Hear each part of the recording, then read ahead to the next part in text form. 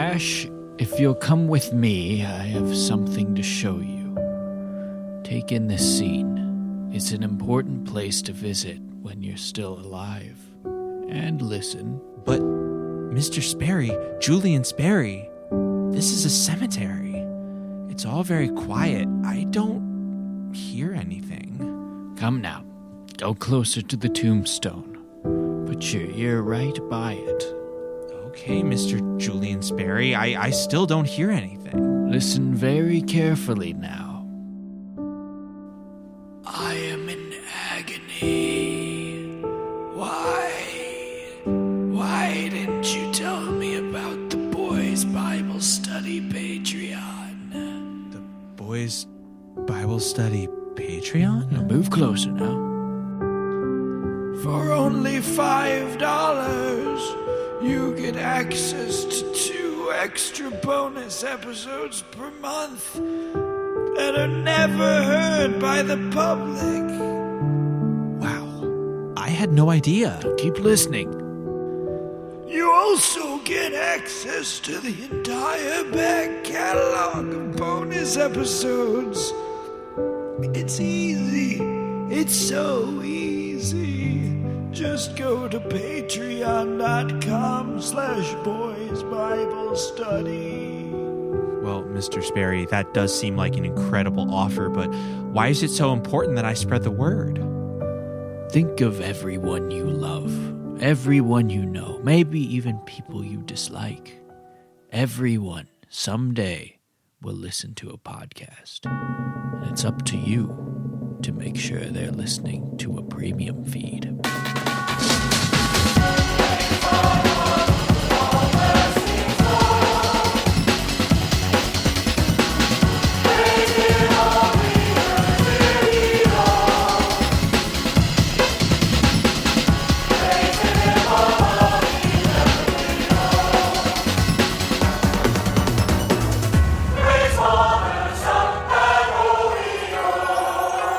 Welcome back to Boys Bible Study. It's us. We're back at it again.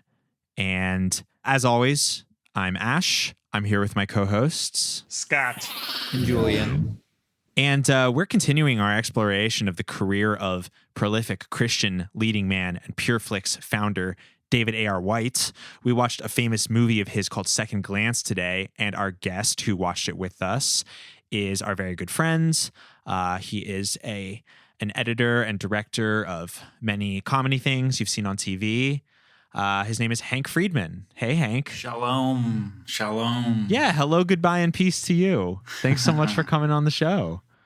Pleasure. Thanks for having me. First time, long time. Yeah, no, it's so nice to finally have you on.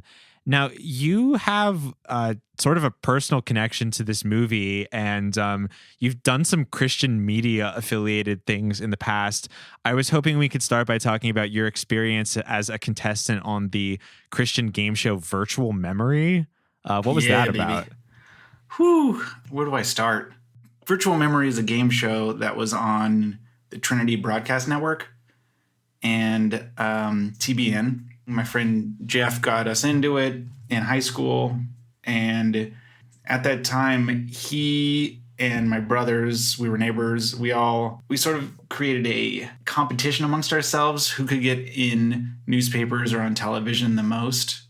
And so I, had gotten into the newspaper a little bit. My brother, around that time, got on Huell Hauser once. Whoa. Yeah, it was pretty amazing.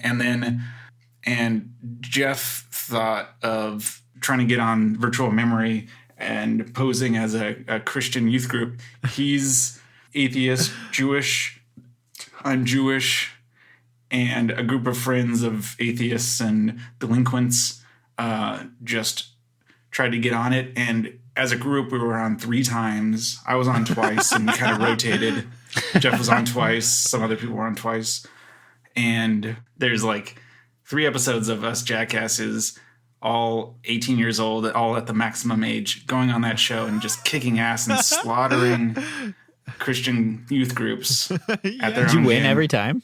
Yes, all 3 times. Wow, 3-time champion. Yeah. The dynasty. Hank very kindly digitized one of the episodes and sent it to us, and I watched it today. And like, I was obviously rooting for you guys, but you were also clearly like the villains. Yeah, that was the impression like I got watching it. You were the Tom Brady of virtual memory. Yes, you were the heels.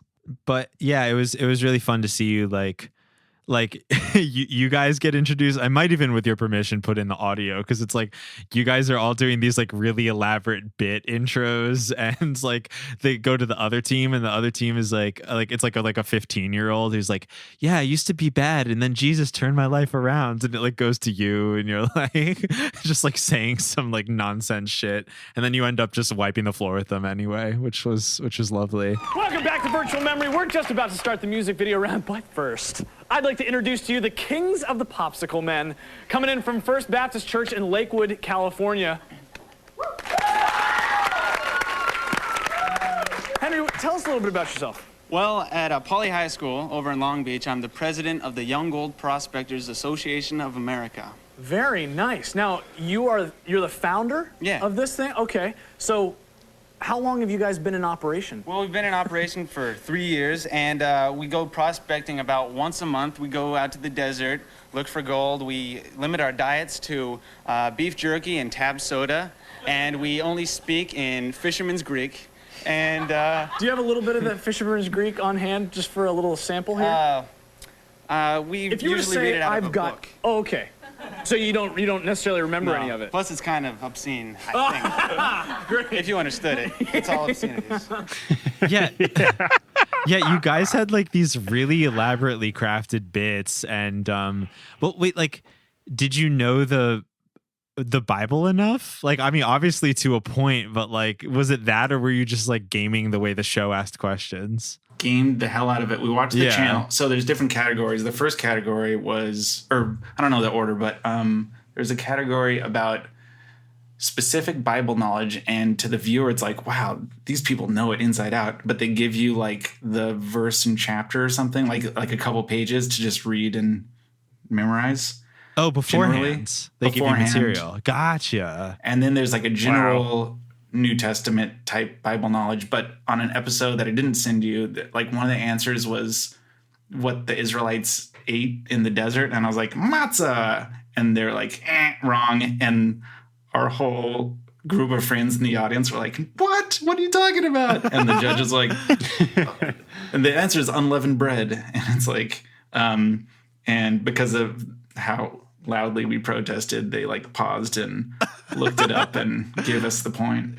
Christians are so you can just walk right over these guys. What's going on, man? And here I thought that Reggie was like this, he just knew the whole Bible inside and out. I didn't realize you guys had all the verses ahead of time. Well, we had some, but the other team really was like in it and totally versed in the verses. Yeah, but the way the point system worked, which is brilliant, is as the categories went on, it all builds up to, at the very end, it's just word association, and the points are worth so much that you could just slaughter the other team, even if you do like, you know, half as good as them on everything else. You could just overtake them at the very end with just speed and being able to communicate with your teammates. Yeah, I think on retrospect, Reggie probably shouldn't have thanked his teammates after every single time they got the answer right. I was like, dude, you're losing like 5 extra answers here. Oh, is that what he's doing? Yeah. On the other team. Yeah, no, the guy was like, every time they got a question right on the other team, the guy during the time round was like, okay, thank you. Like he like took a second to acknowledge it. We give this in church. Thanks. No. Tithe. Other word. Offering. Good. Very good. Moses took the Israelites out of this place. Egypt. Good. Very good. It beats with blood. Heart. Good. Very good. And you guys were doing like free word association that like you weren't doing anything related to the Bible. You were just looking at the words and being like, the sun, what's something in the sky, you know, blah, blah, blah. Like it was all like biblically associated words, but you were just like treating it like regular word association and totally just slaughtering the category. It was pretty funny. Reggie and his team are going to be rewarded in heaven. Right. And you and your teammates are going to be damned to eternal hellfire. Yeah, but here on earth we get to enjoy 3 pairs of God blessed shoes. God's whatever. Those are real. You could definitely sell those on Depop for like $300. I have my pair still. One of my pairs. Wait, You do? From Heavenly Apparel? Heavenly Gear, yeah. Heavenly Apparel. Right, Heavenly Gear Apparel, yeah, right. It says God bless on them, and there's little prayer hands sewn in there. What is this? A shirt? A pair of shoes. Oh, these are One of the shoes. Yeah. Wow. They're so sick. I can't believe you still have them. I immediately Googled it after that. I was like, I'm gonna find these fucking things on eBay. These are so cool. Any hits? No. The site's down too. Very sad. Damn. I'm surprised they couldn't keep that business model up. Oh, and there's also a category about Christian music videos, and that's something we studied hard. Like, after school on weekends, we would watch TBN music video things and try to remember band names. And I don't think we did that good on this episode, but on other episodes we did better. Like, I think on this one we learned, this might have been the first one, and we like figured out like we got to do better at this kind of, and my older brother was like training us too and in on it, and he was 23. So we were like, he was our pastor. Oh, and I think on this one we're the kings of the popsicle men, but the second and third time, or maybe just the third time, they were like, we don't know what that means, so can you just pick a youth group name that we already have printed out and just reuse that, because we're not sure what it means. Like, they were like kind of onto us. Really? Yeah. Well, yeah, it's like you're presenting them with something just, avant-garde. It's not really sinister, but they just don't know what you're doing. And so they mistrust you by default. Yeah, it was the Dada movement. Yeah, you're like Christian Dadaists. Also, I was really impressed by the demeanor of the host of the show. He's like impressed. Yeah, he's cool as hell. He's like this like loudmouth Christian jock who's like super annoying. I was just like impressed that he was able to like maintain his like way of being for a half hour. I found it to be like athletic in a way. Welcome to another delicious episode of Virtual Memory. Zacchaeus was a wee little man. Answer. You have 45 seconds on my mark. Mark. That energy level. He definitely wanted to be Jim Carrey.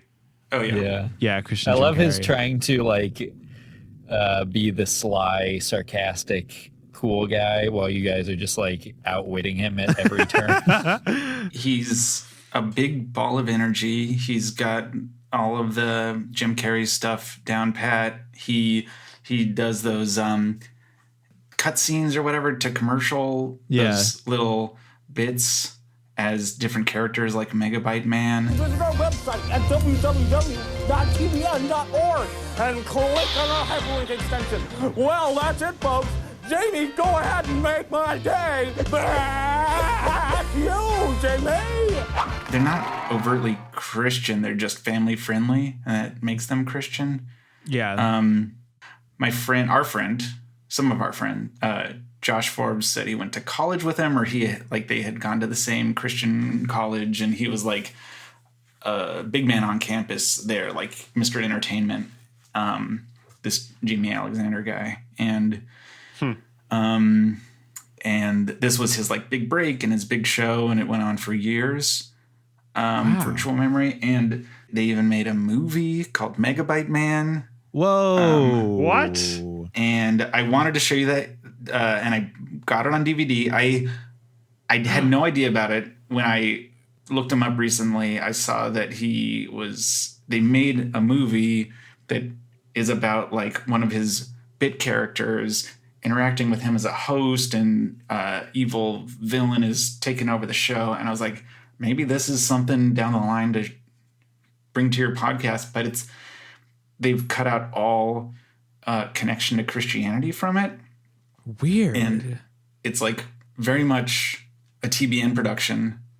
It's very much the most like, and it's kid friendly, but I think since there's no connection to Christianity, it was just like not promoted by the show and didn't do well probably. And if you look on TBN's website now, there's like, they've like wiped the website completely clean of all mentions of virtual memory and, of course, of the movie.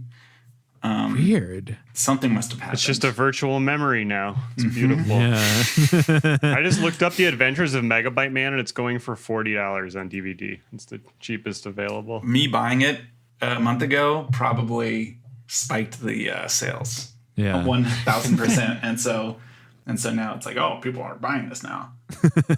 We're in a bubble. So what did you win? You got these shoes, but didn't you also get something that's sort of connected to the topic of our episode today? Well, I got a Razor scooter that I used almost every day in college, but I will answer your question. We got a VHS copy of Rich Cristiano's Second Glance, Cristiano Brothers film, and I actually got 2 copies because I went twice, and I watched that thing so much it started to fade the tape. Wow. How many times have you seen it? Like, really, that much?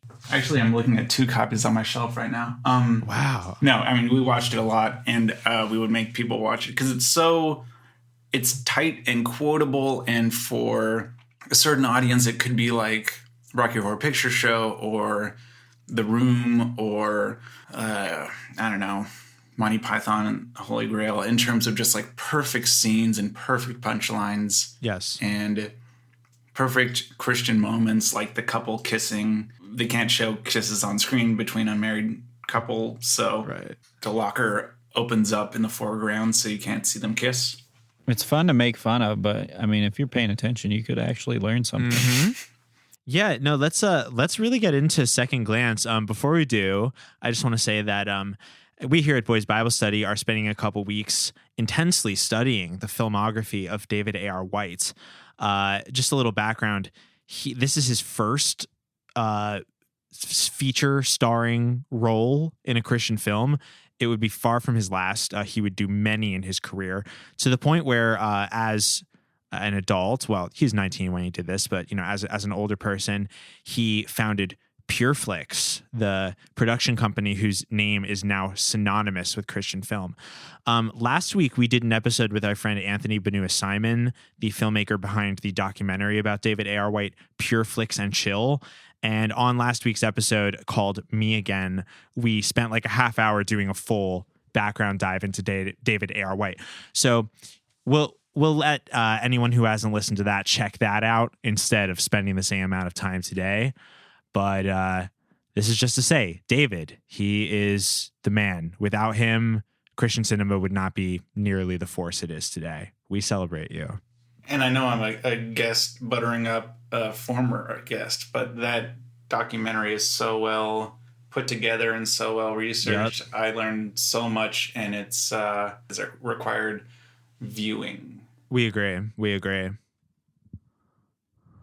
Well, let's investigate Second Glance, and I think along the way we're going to discover what makes it such a compact and perfect Christian film, and why it's been such a beloved crowd favorite, even all the way since 1992 when it was made.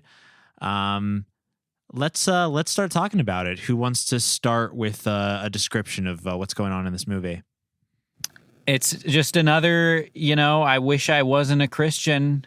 So let's see what it's like to not be a Christian. And it turns out that your life is way more fun. But if you, if you're put into a situation where you literally have no idea why anything is the way it is, and people are talking to you like you've been there all day long, and you are starting to have a panic attack, of course you're going to start wishing that everything was back to the way you're used to.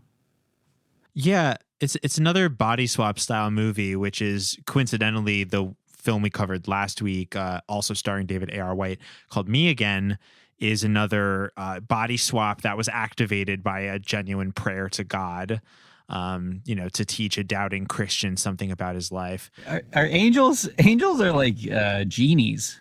Yes, to these people, absolutely. Yeah, prayer has like a very distinct like cause and effect, like magical property in these films, which I think is quite interesting. But yeah, this is just to say that I agree with you, Julian. It's another like life swap movie that fails because the character never actually like experiences the alternate life. He's just himself stuck in this new scenario, and he obviously hates it. And he's so confused by it that he's like, let's just go back the way that things were. But all he has to do is stop and listen and enjoy himself for a second, and then he could have 2 girlfriends. Yeah. And be popular at school. Yes. And sure, his sister was never born, but maybe the same soul is in the girl that he slept with that is going to have a baby, you know? So who is David A.R. White's character? His name is Dan or Daniel, but what is his life when the movie starts? The life that he's just yearning to put behind him. Well, David's life is very frustrating. They make that clear from the beginning. His sister's fucking with him. He's like running late to school. The girl he likes doesn't like him back because she's cool and secular and he's not.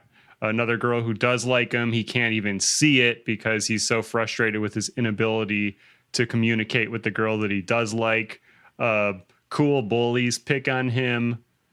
And he doesn't realize it, but there's like a couple people he's like helping out. And he also has this Fellowship of Christian Athletes Club, which I guess he's an athlete. Do they talk about him being an athlete in the movie? I don't remember that. No, that was weird. Yeah. They're putting on a Christian movie night, which is awesome. So I don't know why he would want to change his life just based on having a Christian movie night coming up. That would get me through the week. I know. Yeah. But the whole thing, he's just really frustrated with how things are going. And he feels like part of the reason he can't communicate with the people he wants to or hook up with Tamara, which is the girl he has a crush on, is because he's a Christian and he's too nice of a guy. Because if you're a Christian, as we all know, that automatically means you're a nice guy. Right. The only thing really is that he just wants to get laid. Yes. Everything else is totally fine with him. He's just very sexually frustrated. Yeah. No, straight up, this is a whole movie that's predicated on the fact that, yeah, he asks a girl out and she's like, well, you're a nice guy. I don't want to ruin our friendship. Listen, I'm sure we've all heard that one before, but it's just like, yeah, man, like, I don't know. Like, I get it. That's what being a teen's like, but do you really have to turn your whole life around? I mean, come on. But did anyone here, anyone on this discussion right now, did you feel like your social life was impacted by your religious background or values? Was that a theme in anyone's life? It was, yes. No, mine was more impacted by me playing Halo in my basement for 9 hours a day after school every day. I'd say that was the main reason why I didn't have a lot of girlfriends. Oh, okay. I mean, being Jewish in Indiana was like, being a magical creature. So if anything, it would have helped me. They just want to rub your horns. Yeah. In school, like, I don't know. I definitely think it held me back. Like, I did feel a sort of personal responsibility, like, not to sin. And I definitely look back at my life when I was young and think like, God, why was I so uptight? Like, I really could have afforded to have like a bit more fun than I did. I mean, I could have still gotten like good grades and stuff. I got great grades, of course. I'm a gay nerd. But I like, I and that's how you got this podcast. Exactly. I got placed in this podcast for by the government for being such a good religious student. But yeah, I don't know. I could honestly relate to the protagonist of this film in a big way. What about you, Scott? Was it similar? Oh, totally. I similarly to you, Ash, I also just wanted to like be good and follow the rules to a certain extent. So there were a lot of times where I could have like gotten away with something that like my parents just never would have found out about and wouldn't have been a big deal. Down to like going to see rated R movies. I know I've said this once on the podcast before, but I literally called my parents before going to see an R movie with friends once before I was 17. And they're like, no, you can't watch that. And it was like Executive Decision or some shit like that.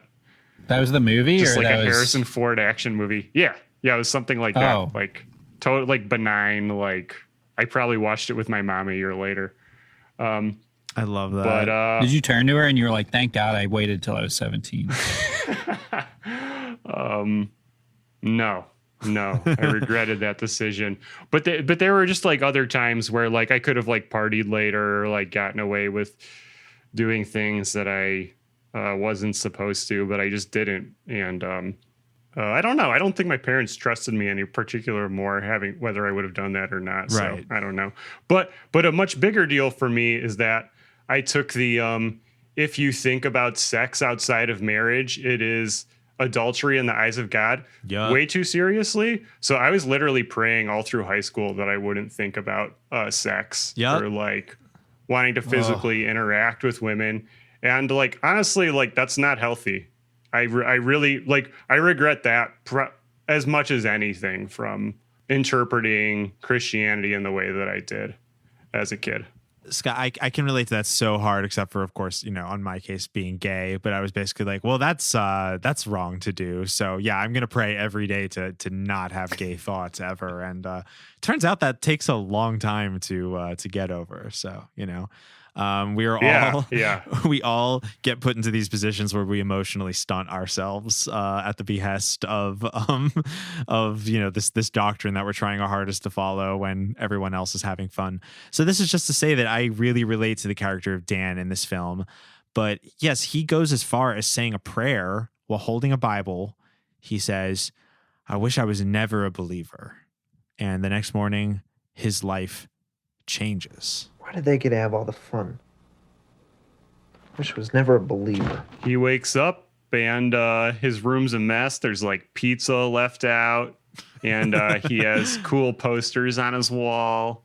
His sister isn't anywhere in sight. Goes downstairs. His parents aren't anywhere in sight. The kitchen's a mess. He walks outside and his mom's like, heading out on my date now, which now that I'm saying it, wasn't it like 8 a.m? That actually happens a little weekday? later. That happens when he gets home from school. In the morning. I'm mixing up the. Yeah, he just left her a note. Or she just left him a note. That's right. Yeah, he takes the trash out and he's greeted by a friendly stranger. Yeah, this fucking freak walks up to him in his like own backyard and is like, "Hello, Daniel." And it turns out this guy's going to be his guardian angel the whole time. I'm here to talk with you about your prayer. My prayer? Yes, your prayer last night. The one where you had wished that you'd never become a believer. What are you talking about? Your prayer's been answered, Daniel. Today you're a man of the world. Who are you? My name is Muriel, and I've been sent to tell you that your life is now as if you've never been saved, as if you've never received the Lord into your life. It's a guy named Muriel, who is an angel who's somehow assigned to Dan to like be his spirit guide throughout this body swap experience. He was like, your nasty little prayer came true, Daniel. You've never believed. I'm going to show you a terrible, terrible world, Daniel. Are you ready? And it starts with him being friends with the bullies. The bullies. Well, actually, I should say my favorite part about that whole sequence is he wakes up and he's already wearing a hat. Like in bed, like he's fallen asleep with like a backwards hat and he like wakes up and it's already on. I think that's so fucking sick.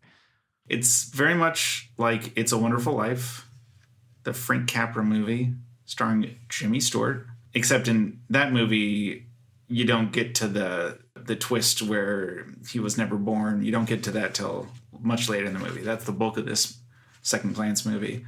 But in this movie, he finds out he's cool, he's popular, the Christian kids don't like him and bristle when he talks to them, and the cool, sexy girls that don't follow in Christ's footsteps are hot for this guy's curly ass hair. Yes.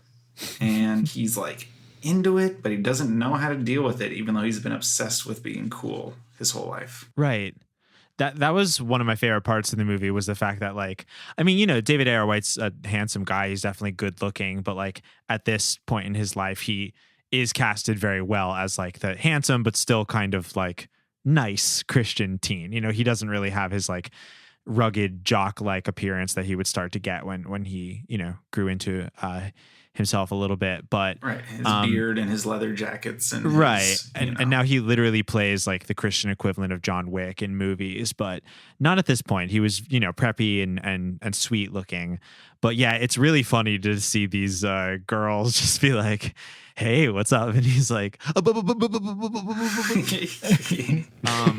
it's genuinely like a funny moment of the movie. I really like to see two girls all up on him and him just trying to cope with this. It's perfect because that's looking at that David A.R. White documentary. Like that's how he was typecast, is the dork in school or whatever. He's perfect for those parts. Yeah, no, this sets up like a recurring motif through the film, which is that like he gets what he wants, and if he could just kind of like relax and roll with the punches, then he would probably find himself having a good time.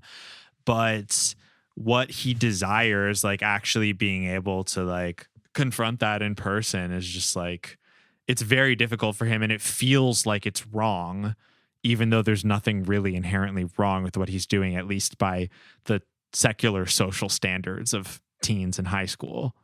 Yeah, there's some differences. Like his sister was never born because his parents broke up, but clearly that's because they were unhappy. And now one of his girlfriends claimed she was pregnant. True or not, she might be, and that's a new life. So by not liking his second glance, that baby is going to get aborted by Muriel, by fate.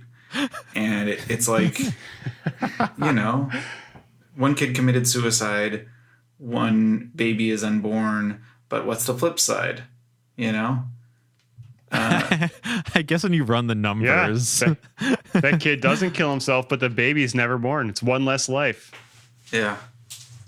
Yeah, technically, like matter was not created nor destroyed, but things are flipped around. And we're all just star stuff. Right. There's also his teacher, Mr. Milner, that's obsessed with him because he's the only one that laughs at his shitty ass, mean, snarky old man jokes. Right. And now that Dan Burgess is cool in this alternate reality, Mr. Milner has quit teaching months ago because the kids were so mean to him, and he teaches at he's a waiter at a diner. Yeah, David A.R. White not being there for him was the straw that broke the camel's back. It just feels like this whole world is like hanging on by a thread if it all depends on a 16-year-old boy like being like, hey, it's okay, believe in Jesus, is the only thing keeping these people like from brutally attacking each other and quitting their jobs.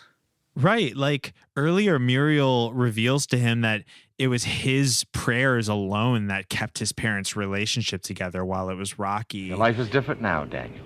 Hey, what's up with my mom? And where's my dad and Jenny? Your folks have been divorced for several years. You see, it was your prayers that held your folks together when they were going through the tough times. Since you weren't there to pray for them, they split up. As for Jenny, she was never born. And yeah, That's healthy. Right. And this like teacher can't handle school because there isn't like one kid who like likes him.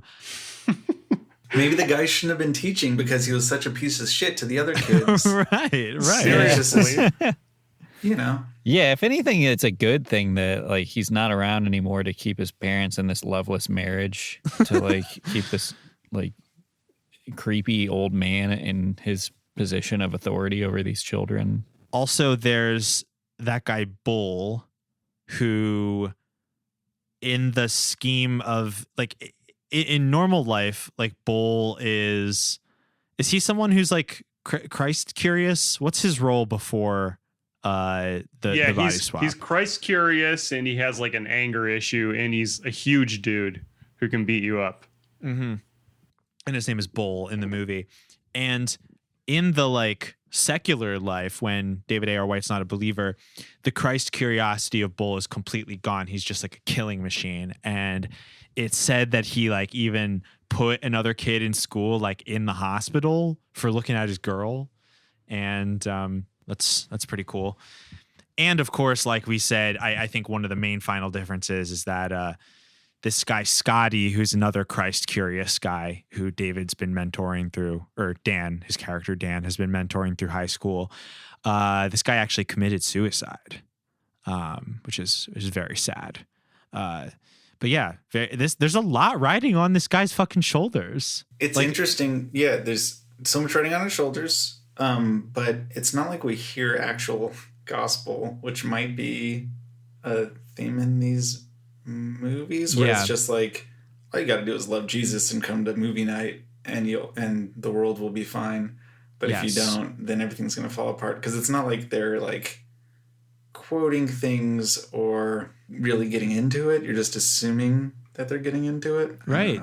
You're just casually hanging out in the right way. Yeah. Exactly. There's this assumption then, I mean, I guess, this film is supposed to be for already Christian audiences because, yeah, you're sort of, as the audience member, already supposed to know the right way to hang out, the right way to think. And the movie does create this fantasy world where if you follow those rules, then everything works out nicely for you. I mean, even in the beginning where he wakes up as a non-believer and his house is like messy.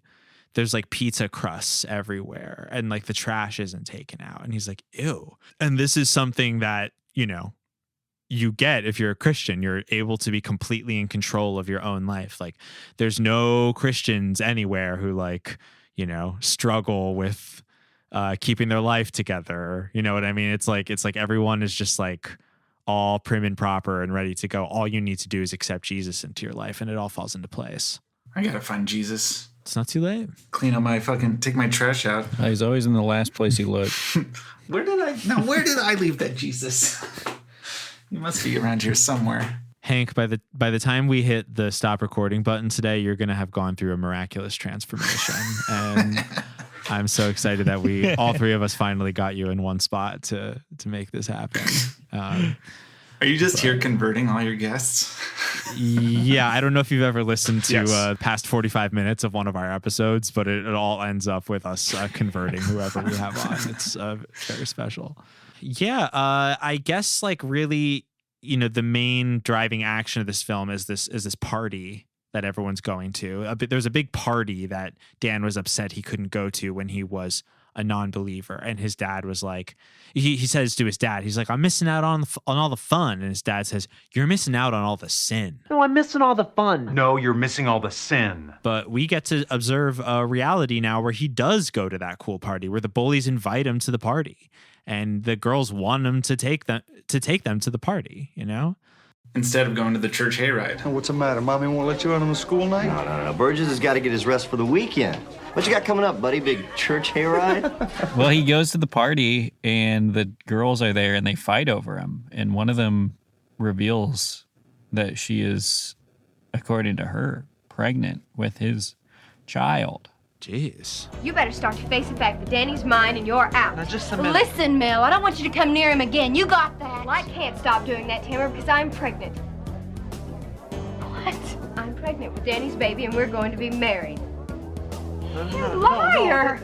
You two-timer after everything we've been through. Tamara, wait. The way she plays it, it's clear that she's just saying that to get a rise out of him and like to get the other girl to leave him. I don't even know if she admits that she's lying, but everybody assumes she's lying. Does she admit? She does actually. Yeah, she does admit it.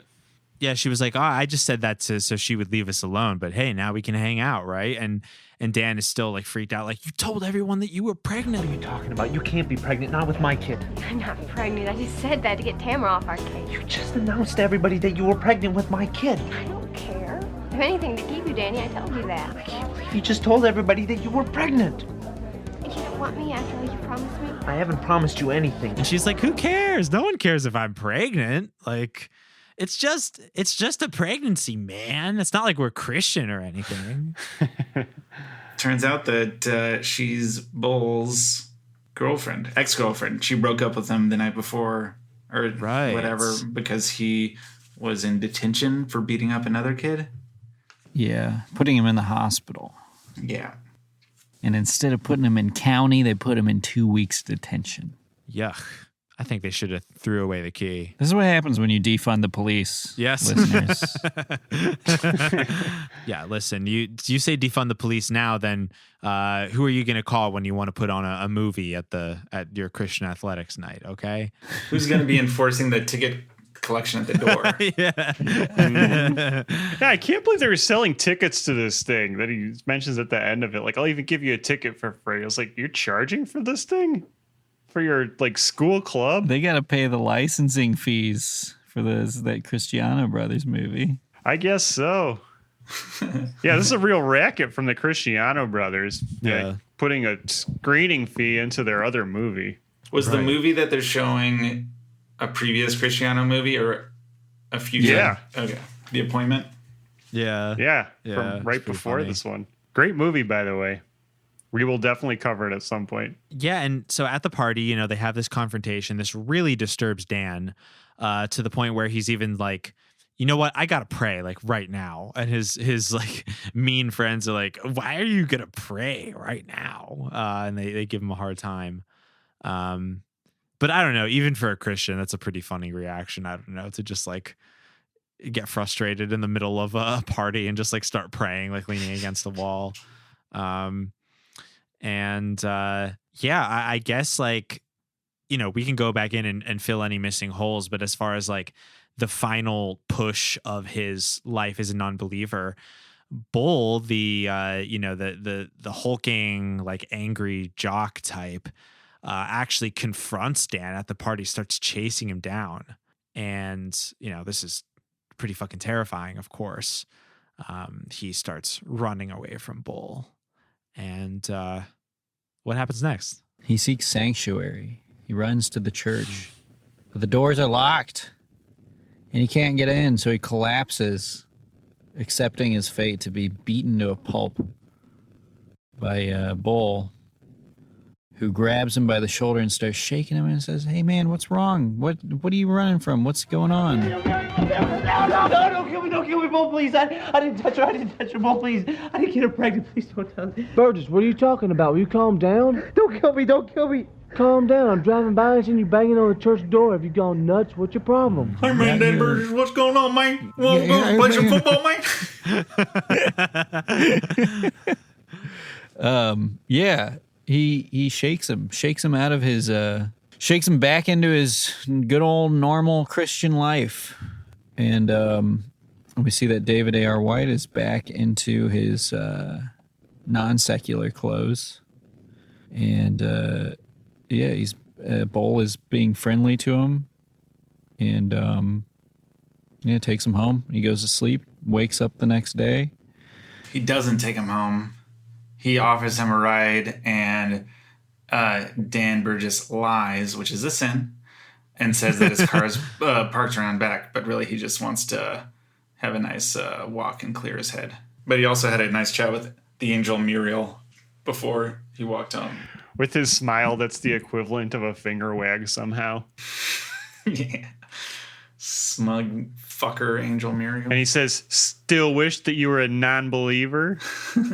Yeah, he goes home. He wakes up the next day in his normal bed. He's so happy to see everyone to the point where he's acting a little weird. He even kisses his sister at breakfast, and she's like, "Ew, like what?" But he doesn't care because he's so happy that she's alive. He goes to school. Things are back to normal. He checks in with everyone.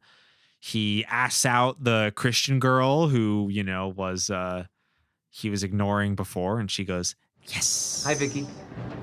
Hi, Dan. How's it going? It's going okay. Boy, the Lord's really been showing me some good stuff lately. Oh, yeah? Yeah, I'd like to tell you about it sometime. I think I'd like to hear it. Can I call you? Yeah, okay. And let us not forget the iconic, one of the most iconic Christian movie moments of all is the final scene in the film where he once again finds Scotty, his friend who supposedly committed suicide in secular worlds. And he's so happy to see him. He says, "Hey, let's meet after school to talk about the Bible." Hey, Scotty. Jesus, man. Hey, Scotty. Jesus, man.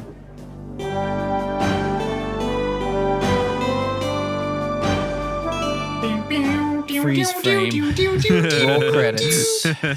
And then it plays the Shaker song, the simple. It's good to be simple, and it's good.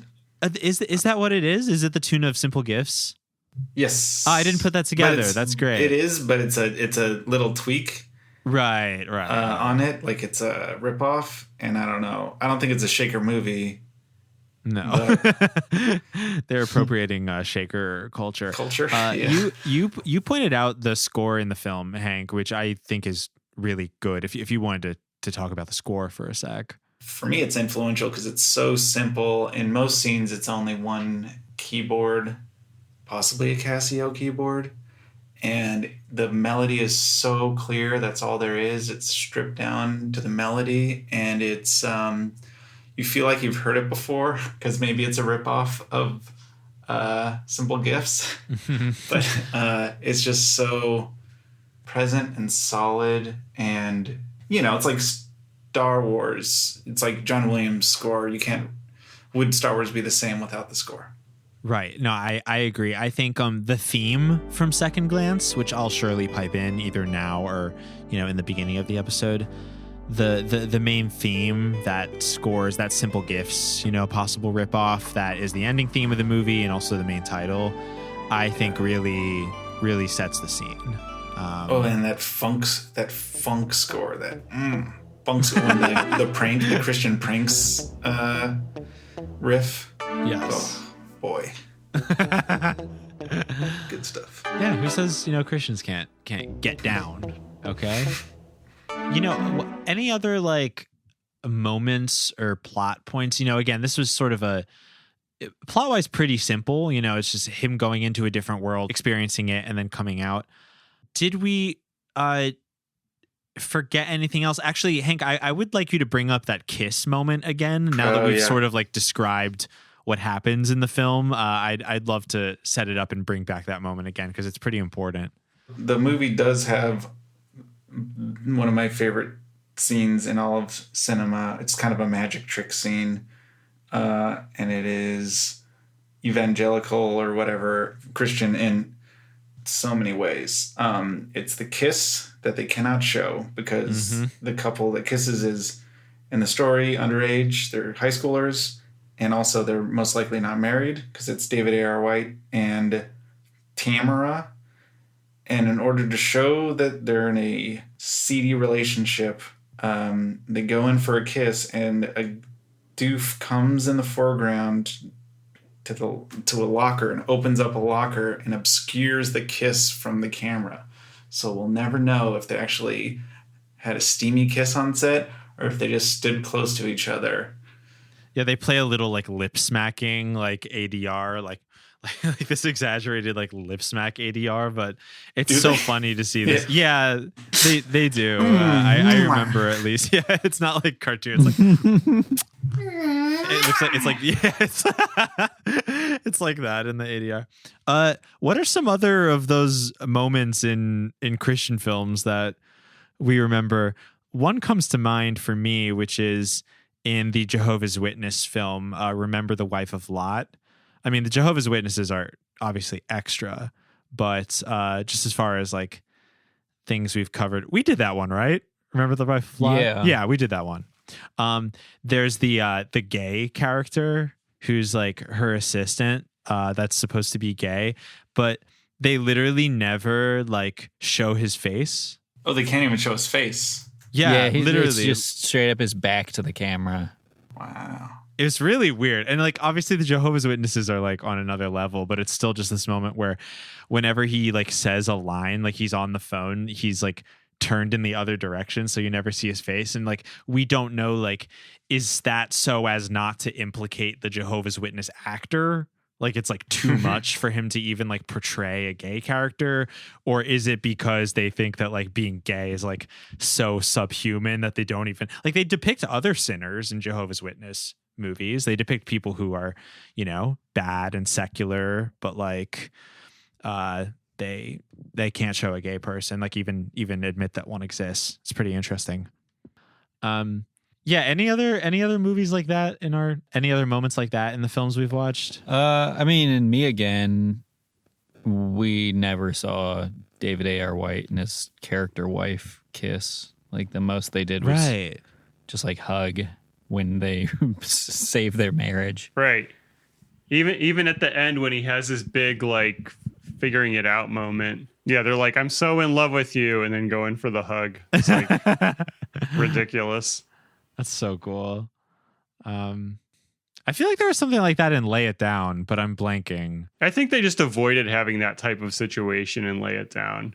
Yeah. Because there were definitely moments where like somebody was leaving from sleeping over at somebody's house when they weren't supposed to, that sort of thing. But I think they did a good job in Lay It Down, mostly avoiding those types of things while still suggesting that could be happening at different times of the day.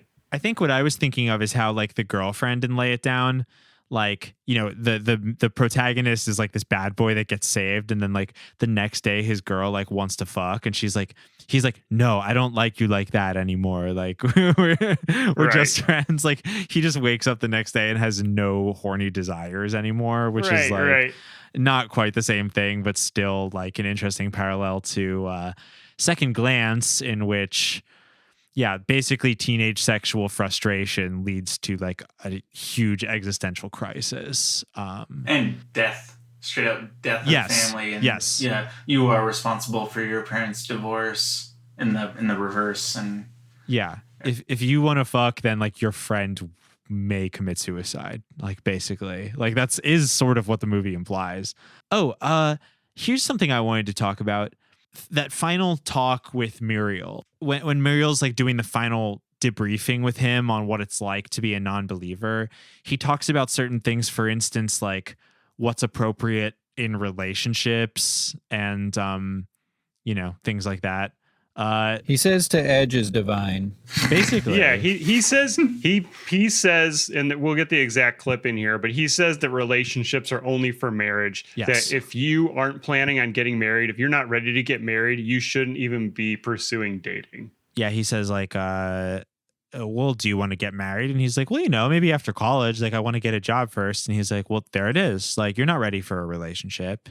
You're not ready to practice and make sure that you're not a terrible partner. Right. Yeah, it says like you wouldn't want to be with someone who's already been touched before, would you? Yes, that's the part I was trying to remember. Let me ask you, the girl you'd like to marry, how many other men would you like her to be intimate with before you marry her? Well, no one. Then go and do likewise. Wouldn't it be great, Daniel, to spend your life with a person who is untouched by anyone else? Yeah, it'd be great. This is what the Lord has intended. You see, the Lord's not trying to restrict your pleasure, Daniel, but rather he's trying to maximize it. There's nothing wrong with building relationships. Just save all the physical intimacy for your wife. The Lord's ways will bring you full joy, Daniel. Yeah, he uses that as a big talking point in this. The angel Muriel does. He says, would you want to be with a woman who had slept with another man before? And Dan is like, well, no, of course not. And he's like, well, then be the same way yourself, do not touch a woman and be with someone who's never been with anyone else. And, that's the ultimate plan. Which I say, do you want a plumber that's worked in 1,000 houses before? Or would you like a plumber who's never touched a pipe nor a wrench? Well, I want the experienced plumber. Yeah, it's a great analogy. I only eat at restaurants on opening day if I can get there first in line. If I get there and I'm second, I'm like, well, fuck this place. It's been tainted. Yeah, I think this is a very good analogy. These things are absolutely equivalent to each other. There's no fault in this logic whatsoever. I like it. And even that's like not backed up by Bible verses. It's just plain logic. Muriel's logic for being with a virgin.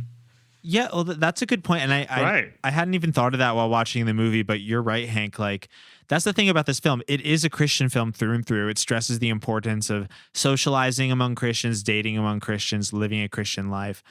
But it is no introduction to the actual word of God. It's a lifestyle movie. And maybe it is, it's for kids. Maybe they'll be enticed to read the good book read the Song of Solomon. Yeah. After this. Yeah. Listen, if you want to whack off in the holy way, like, why don't you just read some erotica, read Song of Songs, or Song of Solomon as it's known. I think the more I think about it, like, this film is made for Christian teens, like explicitly, like to be shown in Sunday school. Like, you've already been indoctrinated. You are a Christian teen. You're starting to hate it more and more because, like Scott and my experience, it's like starting to prey harder and harder upon your like instincts and like interfere with your like socialization and like mental processes and stuff. So here's a film that says, don't worry, you're doing just fine. Like, of course it's hard, but like, no, that's normal. I mean, you wouldn't want to have leftover pizza sitting on your kitchen table when you woke up in the morning, would you? No.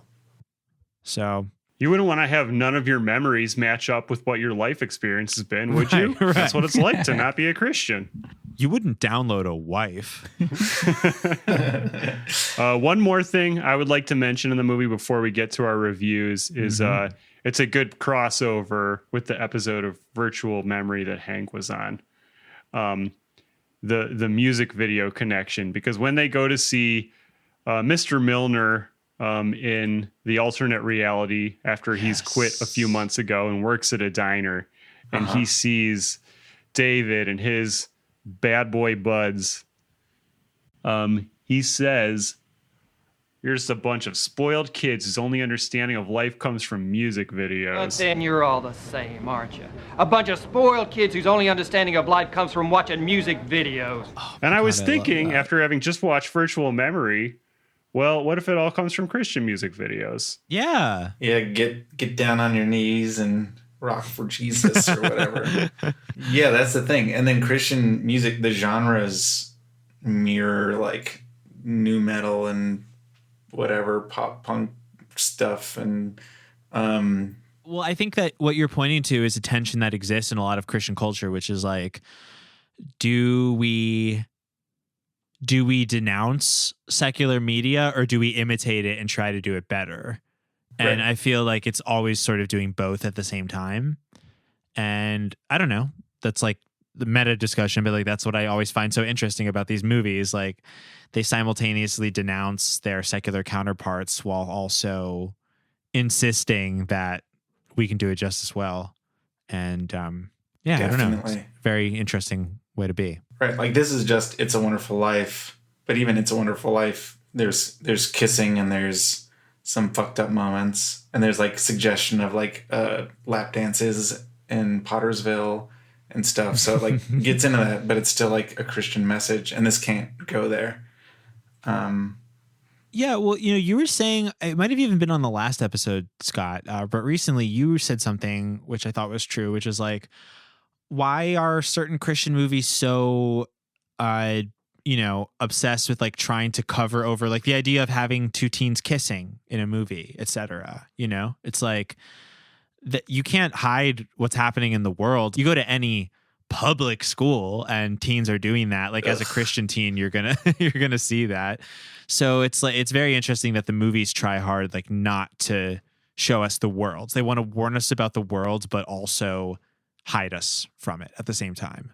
Yeah, and I think ultimately just with filmmaking in general, like, if you can't pull something off, don't include that part in your movie. Right. Because it's going to take people out of it because it makes it less realistic. Right.